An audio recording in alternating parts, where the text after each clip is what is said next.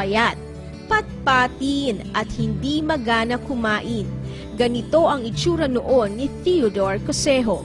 Simula pa nung maliit siya, payat na talaga siya. Hindi siya tumaba ng talagang yung ordinary o typical na baby na talagang chubby, mataba.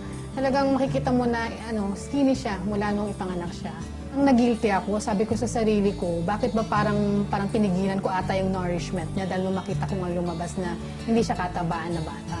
Ang hindi alam ni Mommy Grace, palihim na nilalagay ng husband ko yung Ultimacy dun sa juice o yung sa pitcher ng drinks ng anak ko. So, I noticed na parang lumalakas kumain. Eh di nangingiti yung husband ko dahil doon lang niya ni-reveal sa akin na nilalagyan nga daw niya ng Ultimacy. Nung minsan, isang madaling araw, sabi ko 4 o'clock pa lang, 5 o'clock gumigising yung mga anak ko, tsaka talagang ginigising ko. Tapos nagulat ako, may kumakalos ko sa kusina. Imbis na magalit ako, natawa ako kasi alam ko, bago kami natulog, kumain siya.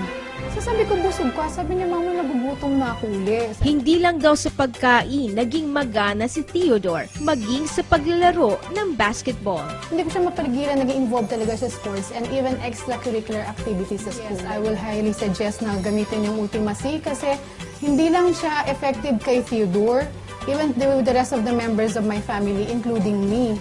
Masasabi nating ito ay wellness fit for the whole family sa tulong ng UNO. Number 1!